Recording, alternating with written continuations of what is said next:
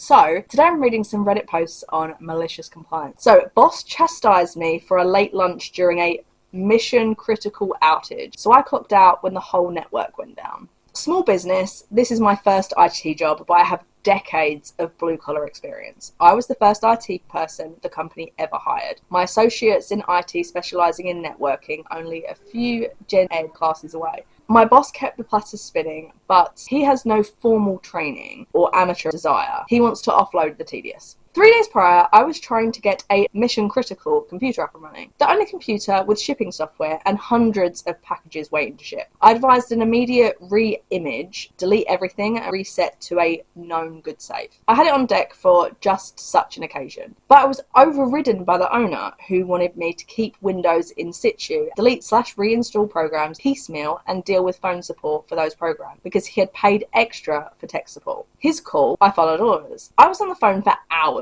and did not leave my post until the job was done. That meant I took my lunch half an hour later. No big deal for me, but when I clocked back in and got back to my desk, my boss was standing there, fuming, because I took a lunch outside of normal hours. He insisted I must take my 30-minute lunch break from 12 to 1, as per company policy. So today, the whole network goes out at 12:25, and I had not yet taken my lunch. Nothing can pin anything. I'm guessing he means no one can pin anything. My own personal hunches tell me this is because it's factory building. There are a lot of high-voltage woodworking machines for factory production level of output, and all of the Ethernet cables are unshielded. Just my hunch. But I really can't do a damn thing because my company rents out office space as a subletter. So we are not allowed access to the switches and routers. I have no admin access to the infrastructure, so I set up Wireshark to record and a continuous command line ping and go to lunch. Yeah, boy. Boss is standing at my desk when I get back today and gives me a passive-aggressive, "The network is up, by the way," but refuses to call me out further. I had the "I told you so" on deck though. Don't you hate it when you do something to better the company, even though you're not paid more than a manager, and yet you get shit for it? Like, you're going out of your way to try and better the situation, and that's the shit you're getting. But let's see what other people say. Side note, phone support made things so bad, even they told me to hire a contractor at my own expense to fix the mistake they created. This is by the OP, by the way. I solved the problem myself after being ordered not to, and I bet you got no fucking thanks for that either. I learned a very important lesson that day. What you actually do is inconsequential. How you make the higher-ups feel, well, that's where careers are made. Yeah, that's probably why it took me like almost 20 years to climb the ladder. I did it in the way that I felt was the best for me. If I had kissed ass and done it, what he mentioned, like make people feel that way, then yeah, you probably would get further in your career. But I just don't think everyone's built that way, unfortunately. Or fortunately, depends how you look at it. The secret instruction is that if things are going wrong, you don't get lunch. He just can't say that because it's illegal. Yeah. I was more than willing to keep up appearances, but if I'm going to get dressed down for doing what I thought was expected, sounds like a shitty abusive relationship that I don't want to get tied down to.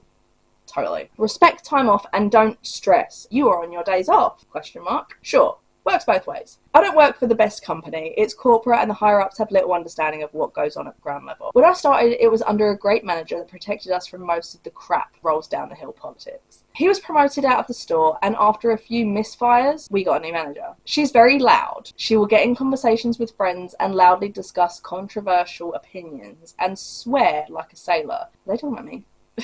I've had a few customers quietly ask me why I had not reported her to the manager, then roll their eyes and express sympathy when I said she is my manager. Anyway, there's a system in place for who to call when no manager is available. We're a tiny team and most of us work solo. If the manager is coming in the morning, we call her the night before with concern. If she's not and it's the assistant, we call the assistant. Sure, no problem. I found an issue I thought was important enough to inform her right away instead of waiting until the next day that she worked. I took pictures and shot a short text explaining it. Food health code violation from one of our vendors. I got back and this is the exact text. We have receipts. I need you guys to understand that if the store is not on fire, you're not being robbed. You need to contact assistant manager's name, not me unless it's an emergency. 4 days later, she sends me a text scolding me for not doing my job when it was in fact a managerial level job, not my level. Then the following text a few minutes later saying, "Oh, you did do it.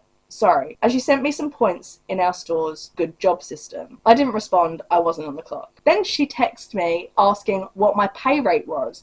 What the fuck? Not allowed to discuss pay normally, so it's weird that your manager's asking that for my review. I decided to respond to this one, even though it's kind of, her job to know. Then I started getting stupid texts from her like, do you know where the scissors went? And stuff like that. According to the precedent she set, was not a store emergency and not my problem until I'm on the clock. I ended up deciding that I will not be answering her if I'm not on the clock. She calls, I let her go to voicemail. She texts, I leave it on red until I'm on the clock. Now the company has made a no phones while on the clock policy as well. So I guess she can't text or call me while I'm on the clock either, unless she calls the store phone. That's a whole other can of worms. They want us to use a mandatory app for store communication, but not have our phones out. I asked for clarification on the welcome message on the new app, asking if they are fitting the phones at work ban or expect us to work off the clock. Everyone in the company got to see my question and answering, we'll get back to you. That has yet to happen. Now, nobody is using the app because policy says we can't. Whoops, guess she'll have to come in person on her days off if she wants to talk to me. Maybe she should not have chewed my ass so hard when I sent her one text.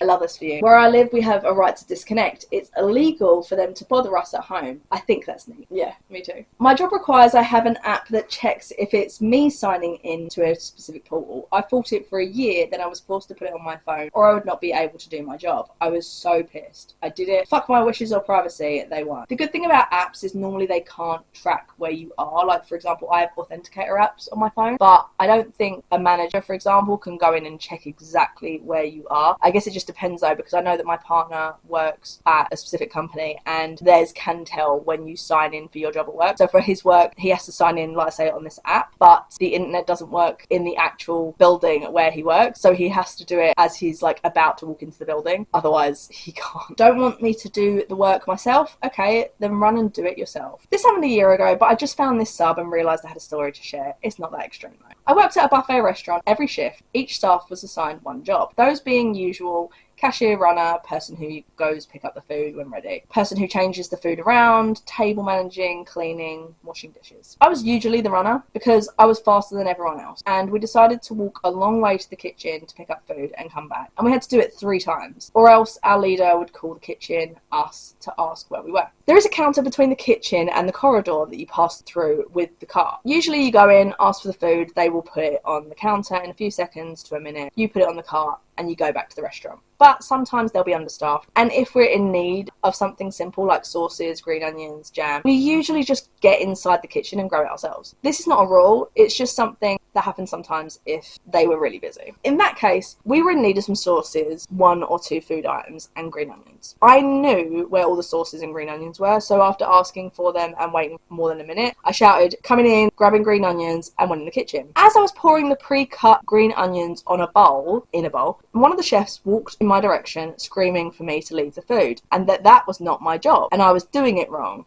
I wasn't. I asked him why, because we've been doing that for years at that point, and he said that it is his job to do and that I'm only supposed to ask and wait. So next time I needed something, I entered the kitchen, and as the chef was prepping something else, I started screaming, sauce 1, sauce 2, green onions, honey, this, that, this also, something else, until I finished the full list, which were all mostly things I knew where they were and could have grabbed it during the time I was screaming. The chef didn't say anything for a few seconds, so I screamed all of it again, and on the 3rd time, while he was grabbing one of the sauces and placing it on the counter, he said, it's just me here, stop screaming, and just put the paper there and wait. I responded that I have to go back to the restaurant in 3 minutes, or else they call to check what I'm doing, and I would have to say that he was taking too long to bring me the stuff. So he said, okay, just go in there and grab it. And I reminded him that he told me the other day that I was not supposed to touch anything, because that was not my job.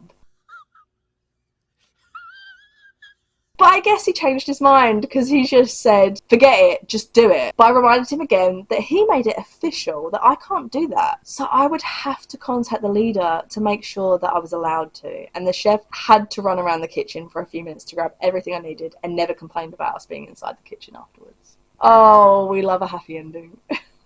I love how you just screamed out on me. Chefs loves to yell but can't take it when yelled at.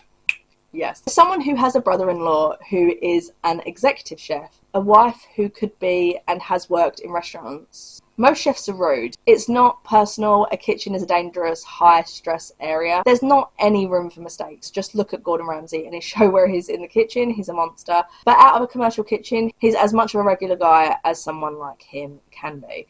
He was hilarious on Top Gear too. It's like military commander barking orders. It's to get things done and make sure everyone goes home. Or to the bar in one piece. I don't think it's necessary to shout at a waiter. When malicious compliance backfires. I work in operations and maintenance on several small solar fields throughout the Midwest. Especially the companies that actually own the solar sites hire my company to do routine and collective maintenance. We have about 15 crews working all over the US. We have an internal ticketing software we use to keep track of how much time we spend at each site and what work is being done. This is pretty important since we use all of our tickets to justify the site owners paying us. It can be a little frustrating to manage these tickets sometimes if there's a lot going on. For example, if I'm on site for company A and get a phone call from company B, I need to create a new ticket or log that time on an existing ticket for company B's phone call. I just can't charge company A for 30 minutes I spent answering a bunch of random questions for the other company. There are also times when you'll be walking through the field and notice something and just fix it real quick. Like we'll be replacing a broken module, solar panel, and happen to see a broken zip tie and you just replace it. It's not what you were doing in that section, but it takes all of 30 seconds, so you just do it. However, a couple of months ago, our company's VP retired and the new guy is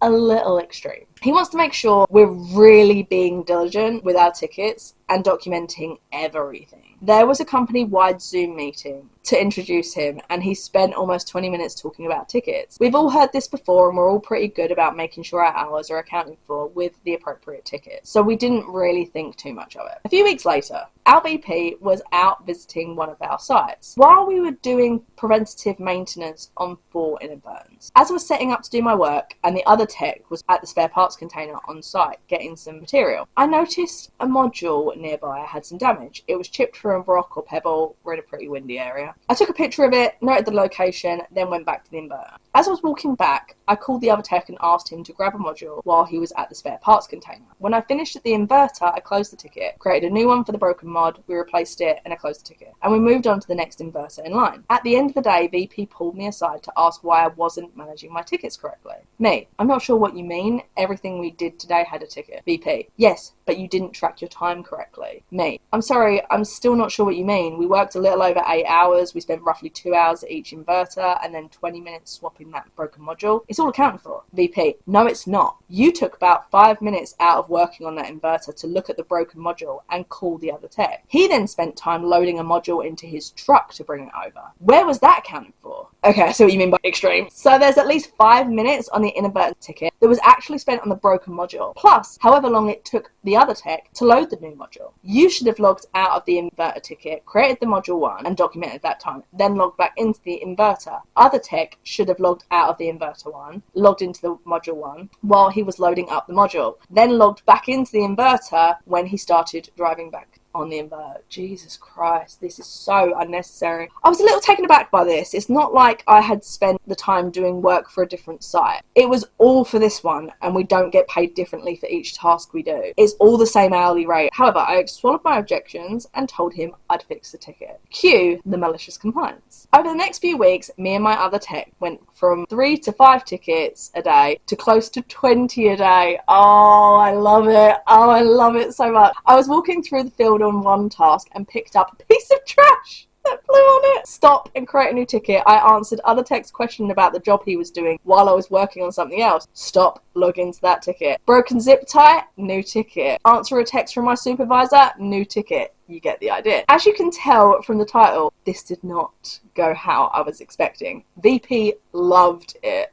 I don't like where this is going. Oh no. At the most recent monthly crew lead meeting, he absolutely gushed over how accurate our tickets were, how we set the new standard for how tickets need to be managed, and everyone else needs to come up to our level. This was exactly what he wanted to see and won't expect any less. So yeah, sometimes malicious compliance will backfire and just make your life harder and make all your co-workers hate you. Fuck my life. Oh no, I'm so sorry. Be sure to create a ticket for administrative overheard and book all the time spent creating tickets to that one so that it will get billed back to that company. After all, it's not fair for the customer to be paying for the time you spent tracking your time. That VP has never done a real day's work in his fucking life. Stupid motherfucker is proud he made his team less efficient because it looks good on paper. Exactly. I'm sorry, we need a happier one after that. I can't. Have you ever used malicious compliance to deal with ridiculous work rules? How did it turn out? Working in a manufacturing plant and needed to change a testing procedure. I was the expert and knew exactly what was needed, so I updated the procedure and sent it out with an immediate effective date. And management had a fit. You can't make this change without input from all different users. You need to have review meetings to gather input. Okay, so I scheduled a big review meeting and invited over 20 people from different groups and levels of organisation. And no one showed up. Sent the new procedure back out with a note that stated all those who attended the review meeting agreed with the making of the changes.